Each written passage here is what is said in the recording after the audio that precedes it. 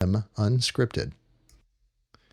I got into a moment on a previous recording where I was talking about self-reflection and I hit on the topic of the inner critic, the person who in my head is basically telling me, Tim, you are not good enough. You're not smart enough. You're not well versed enough. You're any number of things that, while they may be true, are certainly not things that I have zero ability to influence a different result or a different outcome.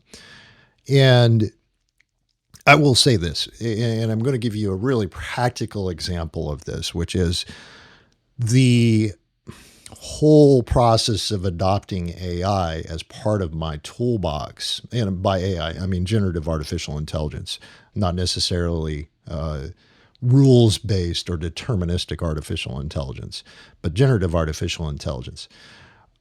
Going into this, back in 2023, when ChatGPT was first released into the public, I understood that this was a tool that had the potential to really positively impact humanity, but more specifically to enable me to do things that I wouldn't have normally considered doing. I saw it as a creative tool. I saw it as a complement to augment my ability to write and my ability to think.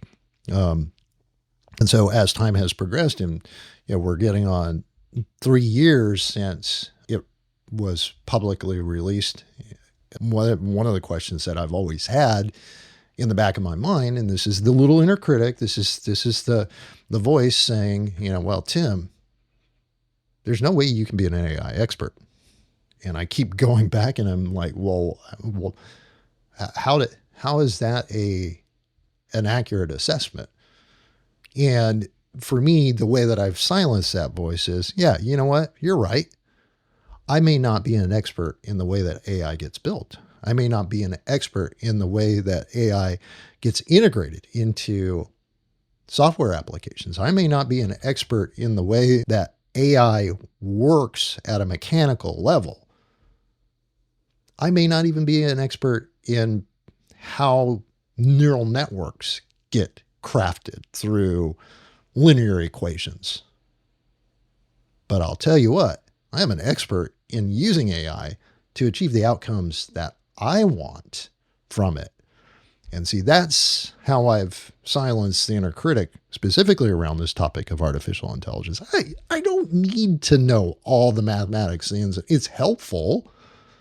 It certainly helps me have conversations with my colleagues who are experts or who are emerging as experts in this space, especially on the business side of product development and them being on the build side of product development.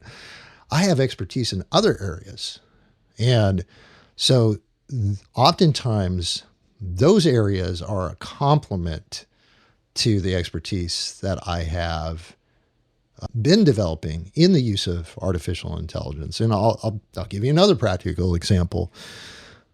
Understanding nuclear engineering to the extent that I learned it through the United States Navy has been very helpful when it comes to talking about the use of energy at a massive scale, when it comes to building frontier models.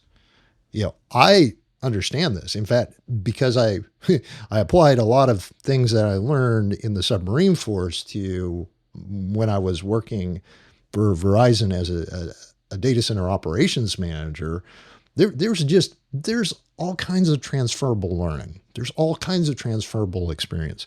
One of my first clients, at Improving, oil and gas company, nuclear engineering. Hey, we use the breakdown of atomic structure in order to generate steam, which then is translated into electric power.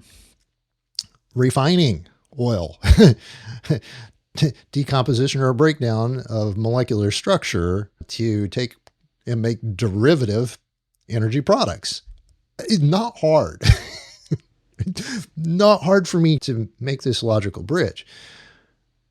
That expertise when I saw patterns emerging has been a transferable thing. And so this is where it's the cumulative experience that I've enjoyed in life where I oftentimes point back to the inner critic when I'm having this internal dialogue, and I'm like, yes, you might be right, but oh, by the way, I know something about this that does seem to resemble this, and I see a pattern, and I see transferable learning, and that's what I'm going to take and focus on.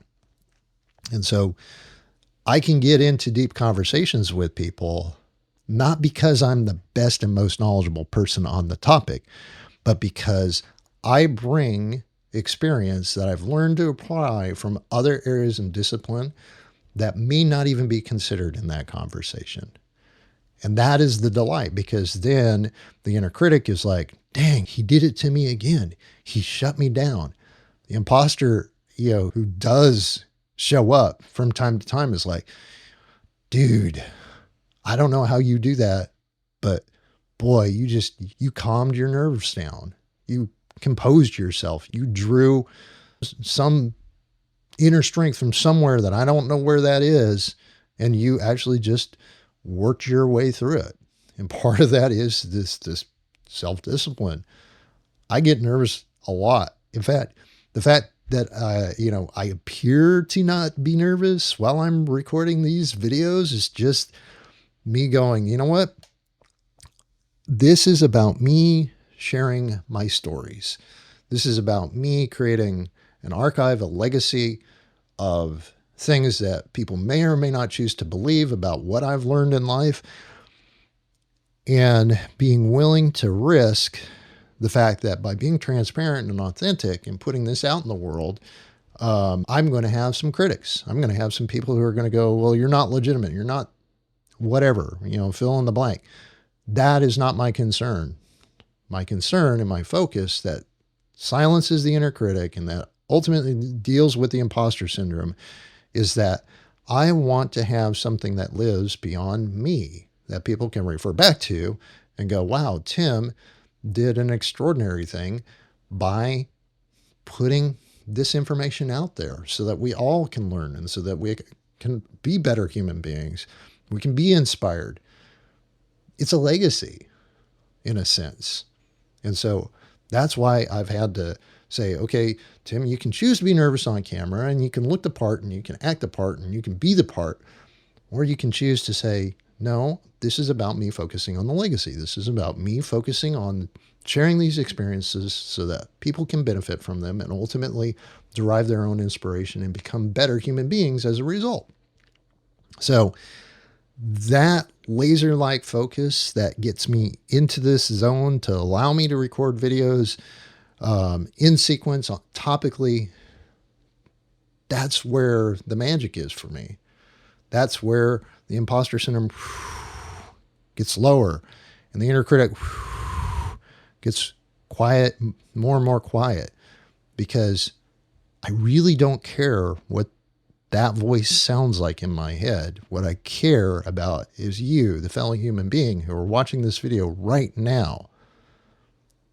And the fact that you might take away the single most important thing for your day today to inspire you, to move you, to help you be the person that you were created to be at the beginning and the end of this.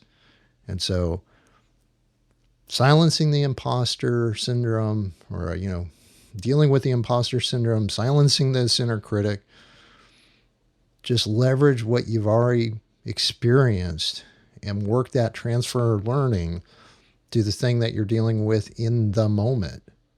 That is where the real magic happens. That's where you get this exponential growth, personally and professionally. It is that space where you can say, yes, you're right to an extent. And, oh, by the way, I'm going to take and write a different piece of music in this symphony that takes advantage of all of the previous work that I've done and ultimately create something beautiful for the world, something delightful for the world, because that's who I am.